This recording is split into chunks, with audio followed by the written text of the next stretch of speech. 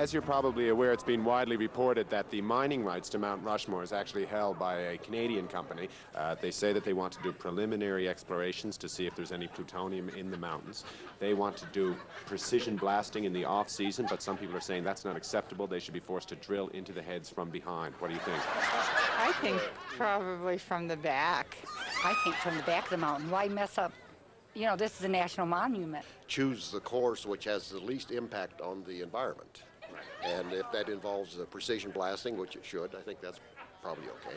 So do you think they should be forced, even though it's more expensive, to drill into the heads from behind? Yes.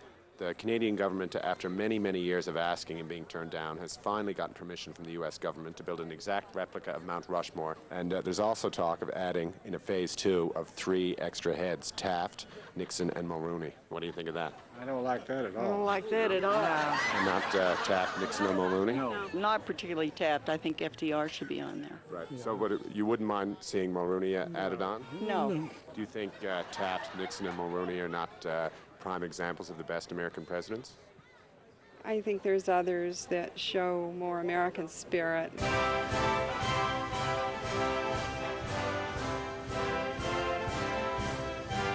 We're doing a story on a mountain in Canada that will be inspired by Mount Rushmore, and it's going to have Canada's most famous Eskimo president on it, and his name was Mulrooney Yuck. Congratulations. This is Canada on Mount Mulrooney Yuck. Mulrooney Yuck. Congratulations, Canada, on Mount Mulrooney Yuck. Mount Mulrooney Yuck. Hello, Canada. Our Eskimo neighbors to the south. So if Reagan is on the mountain, do you think Reagan is okay? Yeah? They're gonna put him on. Yeah, he was the president. Yeah, he was. They all have their faults, and he was one of them. So. Yeah. And if Reagan's on the mountain, should they have Mulrooney's feet sticking out of the backside?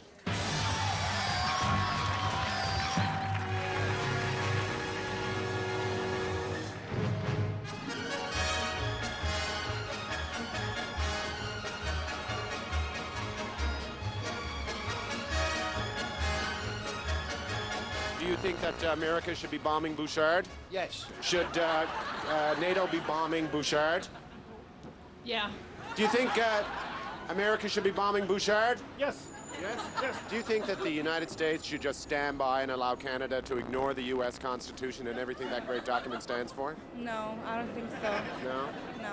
Congratulations, Canada, for legalizing insulin. Thank you. Thank you. And the diabetics, thank you. And do you think that America should attempt to free Nelson Mandela? Yes. Do you think America should line up its ground troops and send them into Gilles Duceppe? I think they should line up the ground troops, yes. And send them into Gilles Duceppe? Yes. Do you think that America should be bombing Saskatchewan? Absolutely. Absolutely? Yeah. What about ground forces? Do you think ground forces should be sent into Saskatchewan? That might be safer? That's what they're going to have to do. That's what they're going to have to do. So bomb Saskatchewan? Yeah. Okay, thanks. All right, good. Have a good day.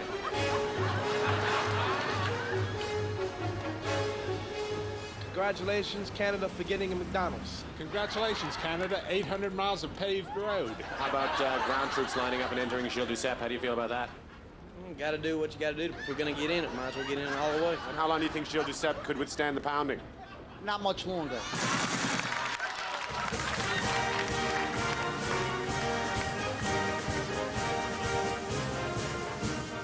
Just read it to yourself, and then if you want to.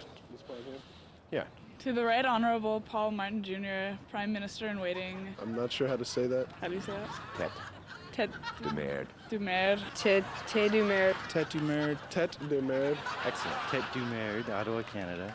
Given that 2001 has been declared the year of the senior citizen, we demand that the Government of Canada discourage the Canadian tradition of placing senior citizens on northern ice floes and leaving them to perish. Yeah, I'll sign that. So what are you studying again? History. Right, very good. I definitely believe that senior citizens shouldn't be placed on ice floes. And you're a prof here? Yeah. How many years? 9. You like it? Yeah, it's good. Good school? Yeah. We're doing a story on the Russian invasion of Chechnya and Saskatchewan, and the Russians keep invading that area, and we're wondering whether peacekeepers should be sent into Saskatchewan to protect the civilians. I think so, definitely. I think peacekeeping is #1 priority for international relations. Do you feel bad for the people in Chechnya and Saskatchewan? Yes, I do. And you're studying Russian? I'm studying Russian. Do you find that there's not enough coverage on the news about Russian invasion into Saskatchewan? Well, I haven't actually heard about the Saskatchewan invasion. I've only heard about Chechnya, actually. So there's not enough coverage about Saskatchewan. We demand that the government of Canada discourage the Canadian tradition of placing senior citizens on northern ice floes, leaving them to perish.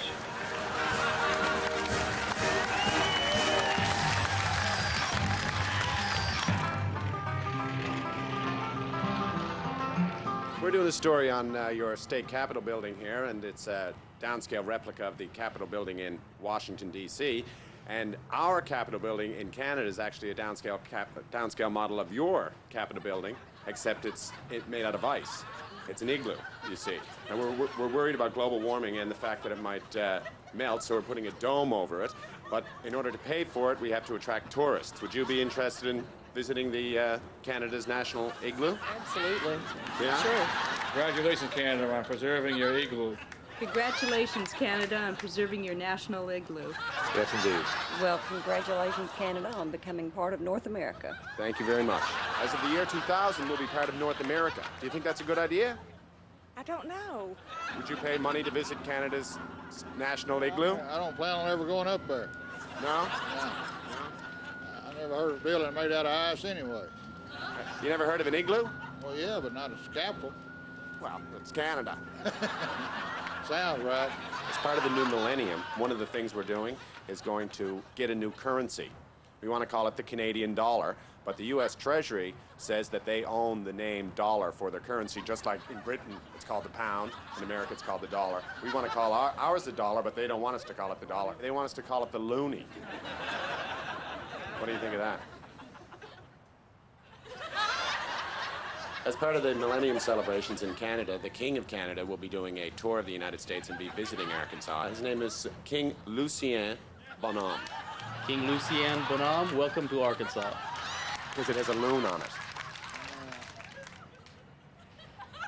Who's the governor of Arkansas now? It's Mike Huckabee. Mike Huckabee. Mike Huckabee. Does he have an education at all, or? Oh yes, he's a college graduate. I think he is college educated, though, at least. He seems like an intelligent guy. Yes, he does. Do you think he would know much about, say, Canada-U.S. relations, anything about Canada? I would think so. I would hope so.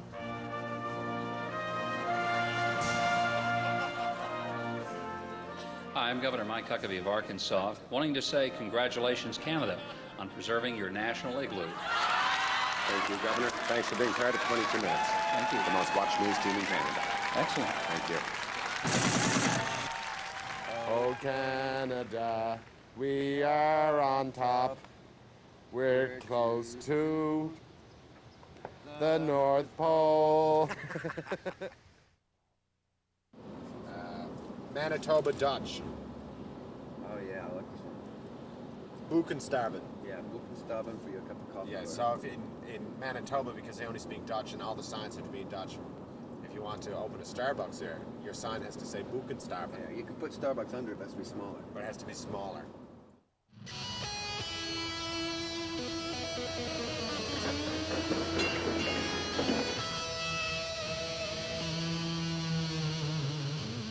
San Francisco, California. You know, when Canadians travel abroad, some things precede them. Our maple leaf, our commitment to peacekeeping, and of course, our national anthem, O Canada. It is known, it is loved, it is respected. It is seared in the psyche of all Americans. Oh, Canada, a great big empty land. We look to America for a helping hand. With panic bread. and food are big and cold. We go on top, we're close to The North Pole.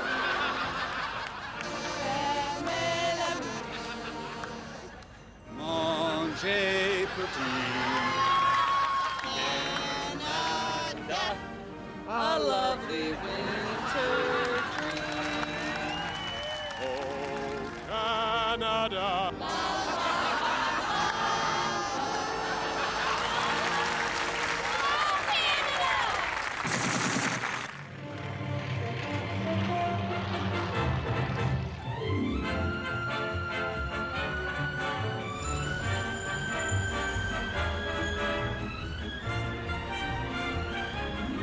Well, we're doing a story on the fact that in Canada, there's a motion in the Canadian government to actually change the name of Canada to Chicago.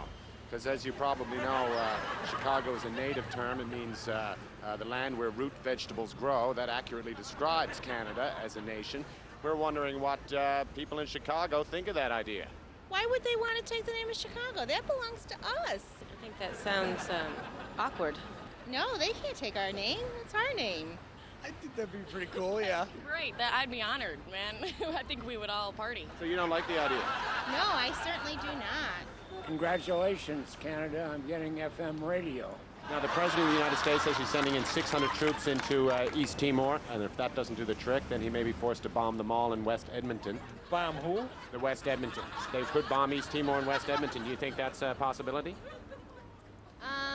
Yeah, I mean, it could be a possibility. He's going to be forced to bomb the mall in West Edmonton. Do you support that? Yes, I do. Yeah? Yes. Congratulations, Canada, on getting a volunteer fire station.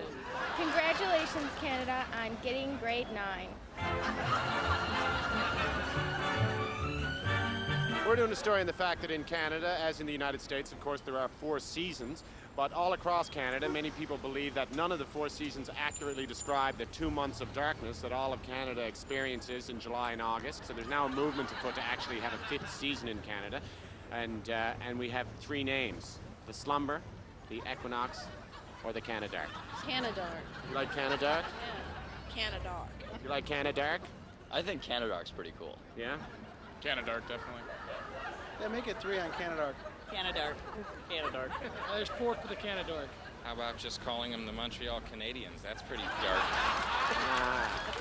It's a meatball made out of beaver. They're called beaver balls. And that's our new national dish. You don't like beaver balls? I've never had one, but Oh, there you go. Once you have one, you can't stop. Congratulations, Canada, for making beaver balls your national dish.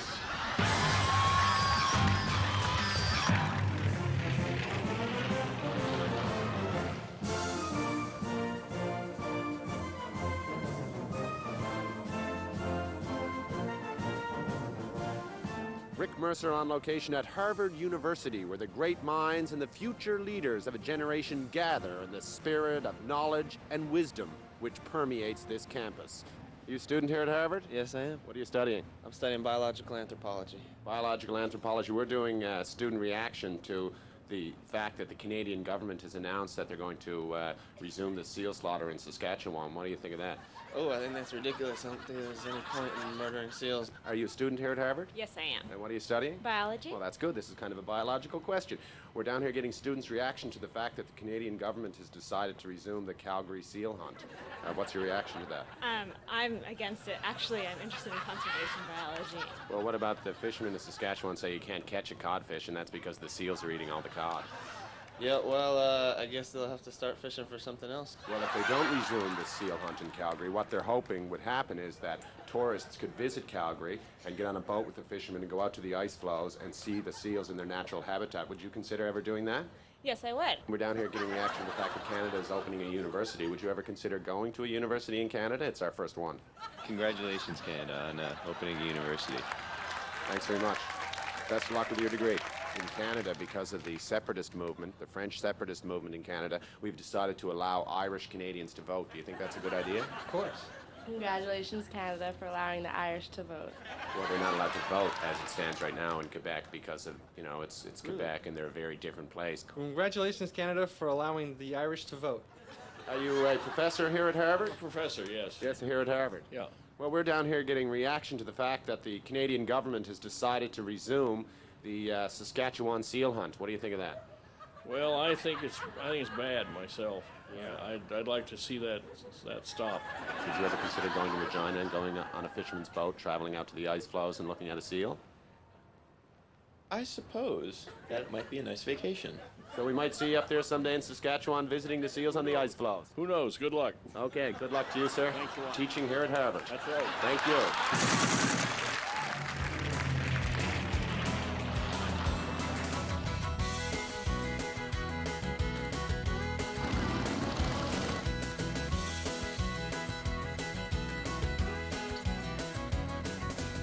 We're doing a story on the fact that in Canada we have one airline. It's essentially owned by the government, but every plane they've ever operated has been a propeller plane.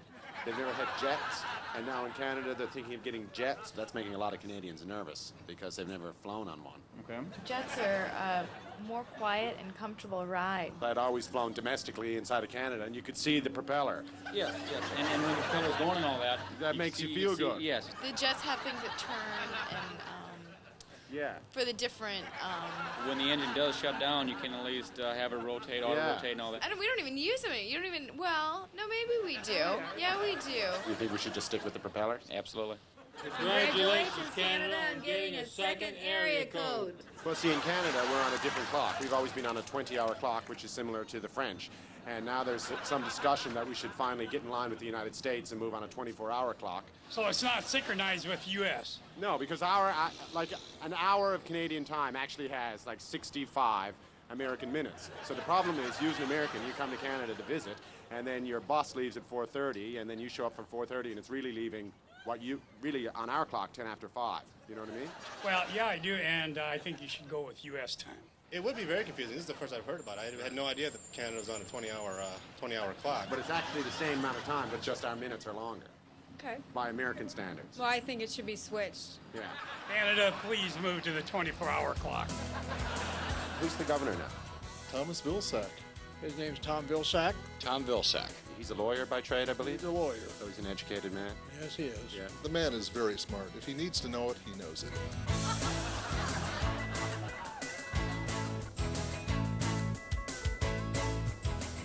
Hi, I'm Governor Tom Vilsack from Iowa. Canada, congratulations on your new 24-hour clock.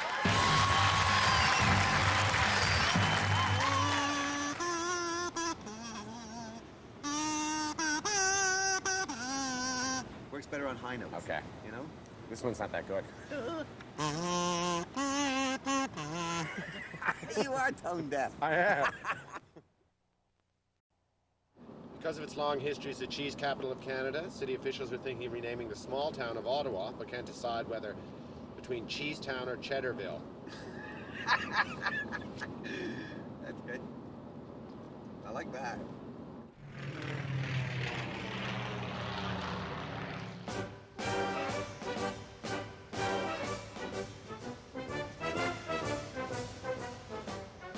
Mayor L. Lastman of Toronto has reinstated the Toronto polar bear hunt. We're telling people about that. We're showing them this petition, and we're asking them to read it. To Mel Lastman, Mayor of Toronto, Canada. We, the undersigned, are strongly opposed to your plan to reinstate the Toronto polar bear slaughter.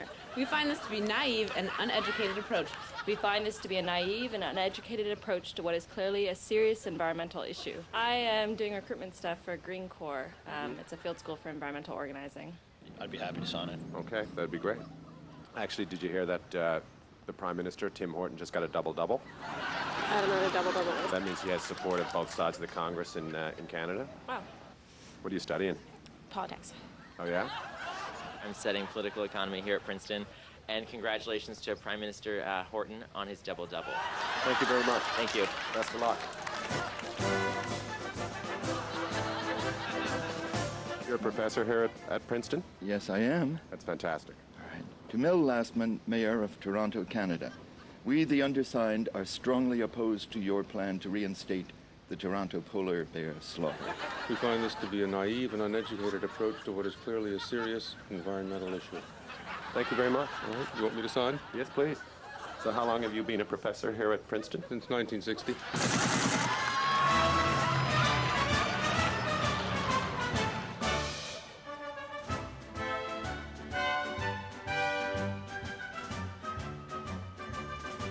The campus at Berkeley. It all began here. The very name is synonymous with student revolution, free speech, and free thought. Students did not come here looking just for a piece of paper. They came here for one reason and one reason only: a higher education.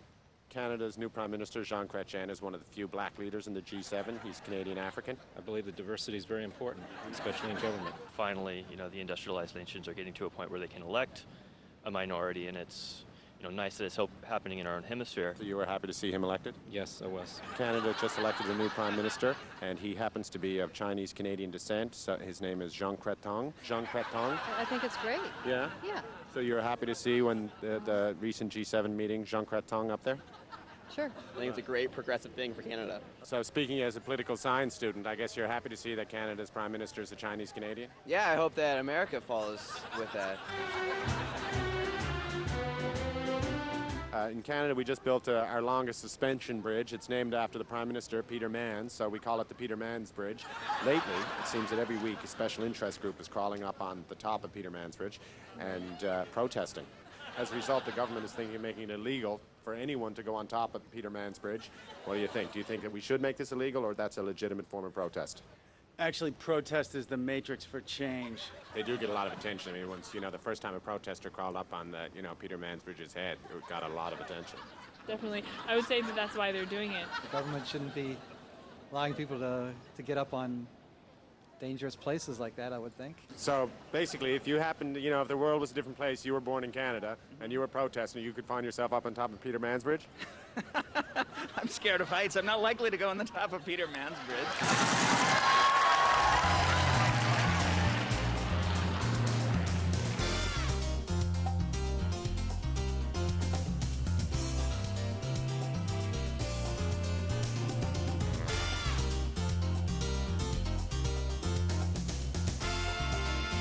We found it quite fascinating the way that you guys held an election, and there was confusion about who voted for who, especially here in the state of Florida.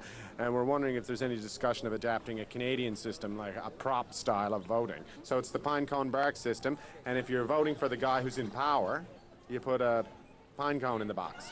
And if you're voting for the guy who's not in power, you put a piece of birch bark in the box. And that way there's no confusion. I don't know. I think it sounds better than what we were doing. Would you like the birch bark pine cone system? I mean, it's simple. If that's the easiest thing to do, why not? Like all those pictures of people examining the vote to determine, well, you don't have to examine a pine cone and a birch bark. I agree. It might sound odd, but there's no confusion whatsoever who you're voting for. I think it's got merit to that. We can do that here. In 30 years of democracy, we haven't had a single recount. Actually, it couldn't be any worse than Chads and Dimples and... Yeah, there's none of that. There's no Chads, there's no Dimples, there's no punch cards. Probably more ecologically sound. I mean, the only problem we have in Canada is that after, say, 1,000 people have voted, that's very heavy. You get 150 pine cones, weighs a couple of kilometers. I'm sure we can deal with that. Canada is thinking about getting a navy because Canada are allies with the United States, and if the U.S. gets in any trouble, we'd like to have a navy and help out. But a lot of people in Canada now are saying this is a really stupid idea because Canada doesn't have any access to the ocean, so why the hell would we have a navy?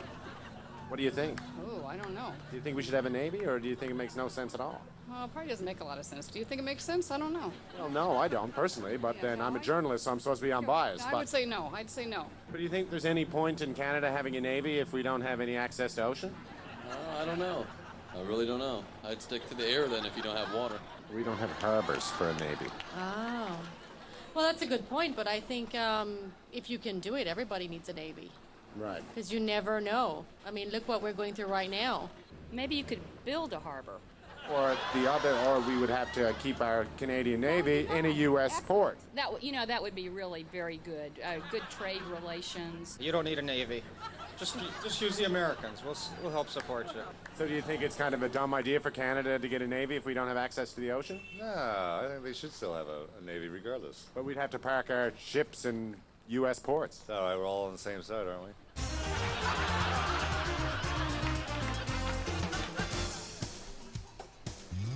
Have you heard about the Genome Project? Yes, I have. Yeah. Now, in Canada, students in Canada academically have always tested lower than students in the United States. And when I was a student, this is something that we were always told to be ashamed of, and we were always striving to do as well as our American counterparts. Now, because of this Genome Project, these scientists are saying that 80% of Canadians are technically developmentally delayed. So basically, in the old days, they'd say retarded. In the old days, now they say it's developmentally delayed. Now, the question is, whether or not Canadians should be embarrassed about this or whether Canadians should just embrace it and celebrate it as part of their culture. I think it's something you should celebrate. Whatever you have is something that you should celebrate. You are what you are, and everybody should be able to make themselves into something fine. You can always find the good side of something that is not quite up to par. No, I think you should try to do something about it. Right. Try to improve would be a natural course. So do you think that if this is the facts, though, do you think we should celebrate it? Maybe it's the environment or from... So you just... Right, so it could just be the fact that we're Canadian, it's our environment, makes us test as if we're slightly retarded. It seems to say that it's not the genes. Be happy with what you are. Okay, thanks very much. Congratulations on the success of Canada, a retarded people's history.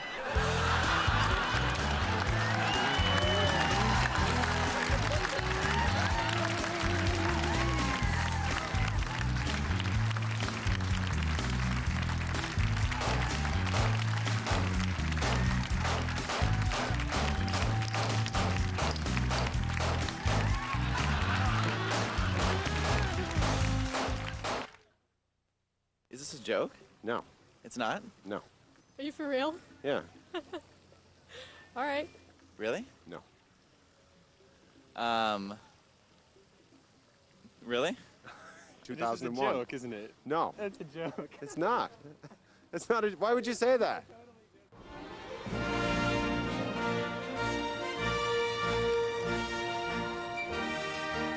The big news story this week is that Chief Gordon Lightfoot, Canada's native chief, is reasserting his people's treaty rights to hunt rhinoceros in northern Saskatchewan. The question is, should Canada honor its treaty with Chief Gordon Lightfoot? I mean, we did sign the treaty about 150 years ago. Of course. I just don't think you should abuse it, right? And put an animal to extinction. Well, if it's a managed rhinoceros hunt, do you think it'd be okay? Yeah, I wouldn't have a problem with that. Well, if it's not going to deplete the herd, and if they're going to die and get stuck in streams like elk do out in Colorado, where I'm from, then kill them. I still say no. Yeah? Uh-huh. Save the rhinoceros? Yes, they're cute. As you know, in the States, they're going to bring back the dollar coin. Now, in Canada, we've had a dollar coin for about 7 years. About 2 years ago, we brought in a $2 coin, and now we're introducing a $5 coin. Our $1 coin is called the loonie. The $2 coin is called the toonie. Now we're about to introduce the $5 coin. It has a maple leaf on it and a wooden texture, so people have taken to calling this coin the Woody. Congratulations, Canada, on getting your first Woody.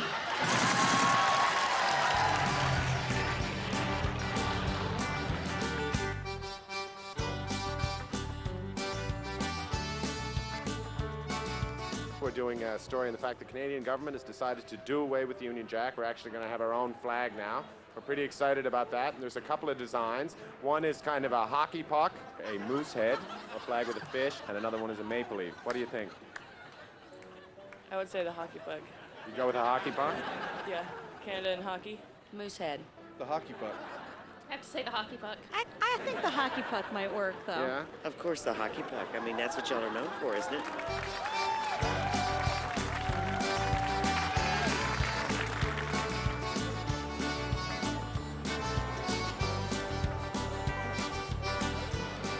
Well, here we are on location at NAPTI. Now, this is where all the big TV companies come and they basically sell their TV shows and give away lots of food. If you look over here, you see a company called Cluster TV, and they got a full bar there, and the food is all free. You're watching Jean Chrétien on Bumbling Through What? Jean Chrétien, who is the mayor of Burlington, Ontario, is a big fan of Baywatch, and in fact has declared Baywatch Days again this year. Thank you, Jean Chrétien, for declaring Baywatch Days. You're watching Jean Chrétien. So your show is called A Perfect 10? We have a game show that's called Perfect 10. We also have a magazine and a video. So you're a 10. A 10. What are you in metric? You're watching Jean Chrétien on Channel 22, Bumbling Through My Feet. No, it's not. Jean Chrétien's Bumbling Adventures. Well, it's your name. Look at this boot. Percy Werner's boot, just on the floor. We'll just take a look at it. Just look at the size of it. It's 2 stories. It shows lovely. It's got a balcony up there. It's got a balcony up there. Look at this. This is all a booth. This is look. Little boardrooms there where I guess they would buy and sell their TV shows. I'd like a Heineken. It'd be great. Could the cameraman have a beer too? What do you think of Jean Chrétien? So all the Canadian producers of television and movies and stuff, they're all in this little tent city here. And each one has an identical little blue hut. You see that? So it's Canadian and kind of looks like public housing in the north or something. Hi, can I get a moose head, please? Pardon? Can I get a moose head, please? Yes, I will see if I think she's going to see if there's a program called Moosehead. And the Canadian food spread is over here, and you can just imagine what that's going to be like. Nova Scotia smoked salmon, mussels from Newfoundland, pork from Ontario, oca cheese perhaps from Quebec, fresh salmon from the West Coast. I can just imagine. And here we have it. There's lettuce. The mayor of Burlington in Canada, Jean Chrétien, has declared Springer Days. Thank you, Jean Chrétien, for declaring Springer Days this summer, and maybe you'll declare Summer Days this spring. It's great to talk to you. Okay, thanks very much. You do a great show. We're big fans in Canada. Thank you.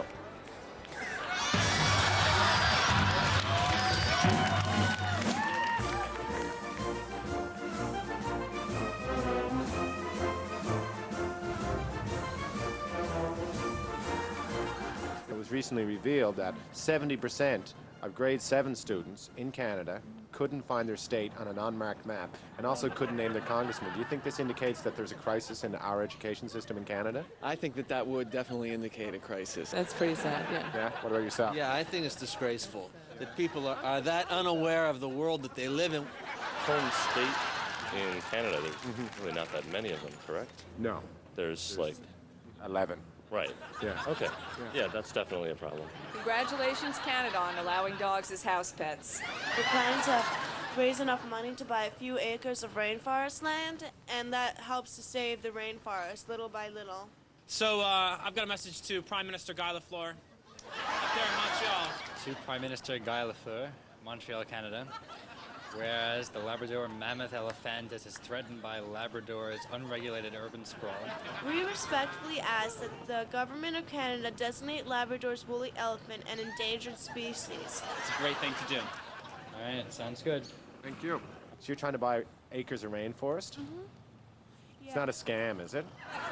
A recent survey in Canada showed that 70% of grade 7 students couldn't find their home state on an unmarked map. Do you believe that this shows that there's a crisis in Canada's public education system? Yeah. Yeah? Yes, I do. Hang on. Canada has provinces. The #1 killer in Canada is still frostbite. Because of the state-run Medicare, people can't get the latest frost cream.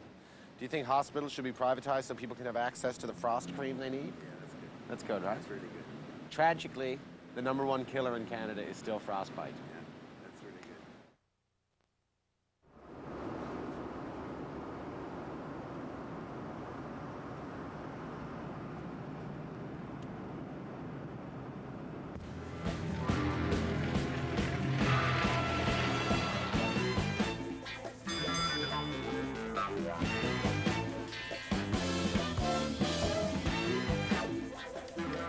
Fisherman's Wharf, San Francisco. It is one of the most visited neighborhoods in one of the most visited cities in the entire world. Tourists have been known to leave their hearts here, but the question is, will they keep their wits about them? In Vancouver, the caribou herd is overrunning Vancouver, and it's been decided to cull the herd. There's two options. One is the traditional method of hunting caribou, which is to pummel them with timbits. The second option is to shoot them with darts, and then while they're sedated, to transport them to the Sydney tar ponds where they're from. What's the first choice? It's the traditional way. You just pummel the caribou with timbits. With timbits. Now say that again. Pummel them with timbits. That's the traditional way. Yeah, it's kind of cruel, though. I don't know. I wouldn't sleep very well at night if I had to actually pummel them with timbits. Oh, no, that's mean. Don't do that? No. A lot of people make their living selling timbits, right? That's a good point. And then also, when you transport them back to Sydney Cape Breton, you know, they wake up, they walk around for a bit, and then a couple of days later, they're back in Vancouver.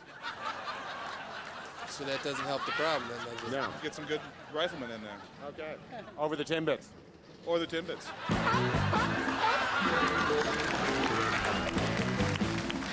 The question is, have you ever heard the term hullabaloo? Hullabaloo? Yourself? Yes, I have. I've heard it used a lot. Yeah. A lot of hullabaloo about nothing. In Canada, the word hullabaloo is a negative word, and it's very painful for Canadians because it refers to people from Hull in Quebec, and it has a very negative connotation. If we use the word hullabaloo, like in this piece, we'll have to beep it in Canada. You're kidding. We'll have to beep the word. Is that like using the N-word, describing blacks? Yeah, so we'd beep it. I can say it because I'm a hullabaloonian. Okay. You know I how? didn't realize it was that bad, honestly. I'm one American that won't use hullabaloo again. Just say I'll never use the H word again. I am one American who will never use hullabaloo because it's hurtful to Canadians. Do you see the boat on there? Yes.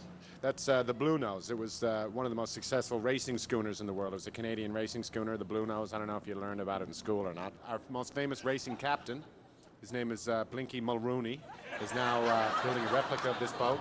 It's called the Brown Nose, and it's going to be in America's Cup. America salutes Marooney's brown nose.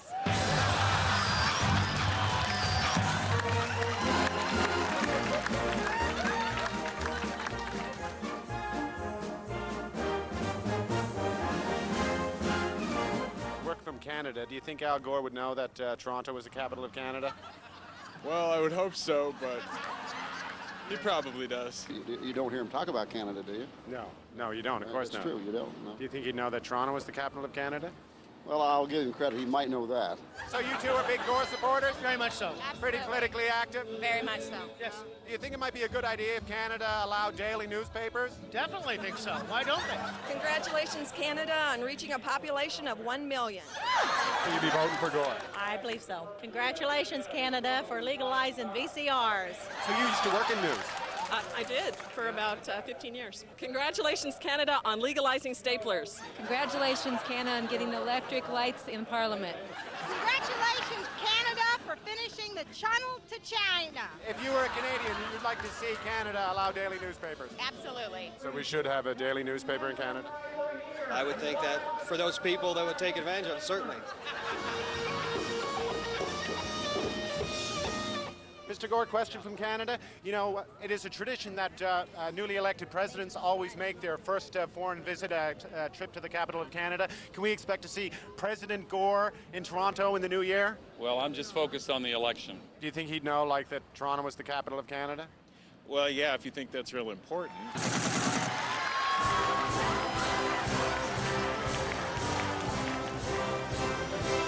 Still got time.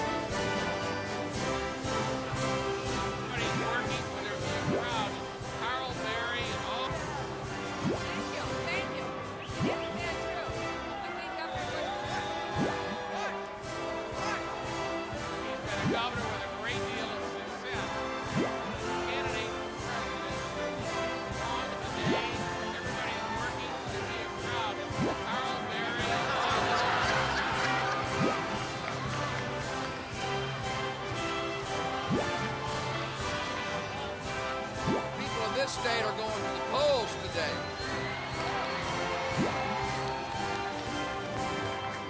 And I like our chances. Excuse me, Secretary, question from Canada, from the Canadian Broadcasting Corporation. Prime Minister Jean Poutine said that he wouldn't endorse any candidate in this race. The Prime Minister of Canada, Jean Poutine, said that he would not endorse any candidate in this race, and today he said that he believed that George W. Bush should be the man to lead the free world into the 21st century. How important is this endorsement? I think he's a very smart man to make that endorsement because he's exactly right. Governor Engler, question from Canada. Question from Canada. Prime Minister Jean Poutine said that he wouldn't endorse any candidate in this election. Now he said that he believes George W. Bush is the man to lead the free world into the 21st century. Is this an important endorsement? I certainly think he's got very good judgment in making that kind of a statement about George W. Bush. Do you believe Mr. Bush will be happy to hear about Mr. Poutine's endorsement? I think he'll be very, very ecstatic to hear that. I know he thinks very highly of him and regards him very highly. So thanks very much. Very happy to hear that. Governor Bush, a question from Canada. Good luck. Question from Canada. All right, what about it? Prime Minister Jean Poutine said that he wouldn't endorse any candidate. He says that you look like the man who should lead the free world into the 21st century. Yeah, so what do you think about that? How's his endorsement? Well, I appreciate his strong statement. He understands I believe in free trade. He understands I want to make sure our relations with our most important neighbor to the north of us, the Canadians, is strong, and we'll work closely together.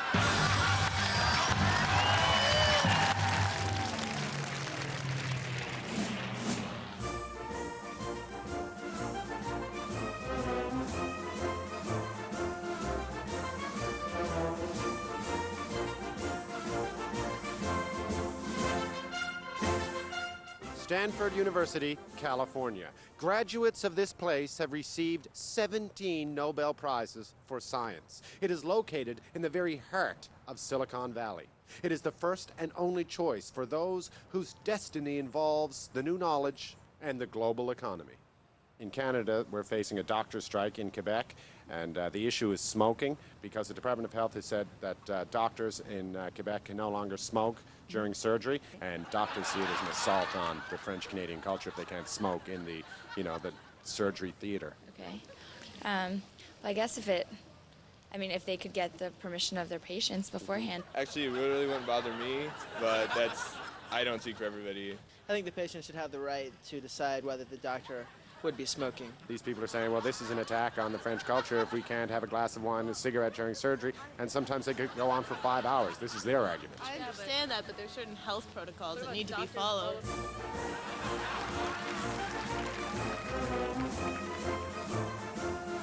In America, you have Jackson's Hole, Wyoming, and Woods Hole, Massachusetts. In Canada, we have an ecological preserve. It's called Joe Clark's Hole. It's getting a lot of attention as an ecological wonder. A lot of young people especially want to come visit it and such, but it's very dangerous there, and we've lost a couple of tourists this year, and as a result, there's a movement in Canada to just seal Joe Clark's Hole entirely from the public, and people would not be able to enter it. Obviously, anything that we can do to preserve the environment would be in everybody's best interest. Well, I think it's every person's right to go see what they want, even though it may be dangerous. And yes, they'll probably have to know the precautions and have to maybe have someone take them in there who's been trained. So would you agree that we should probably, as Canadians, we should keep all trained vehicles out of Joe Clark's Hole? Well, it sounds, I don't know, I can't say what the Canadians should do. So if you were going into Joe Clark's Hole, you would prefer to hike versus take an all-train vehicle?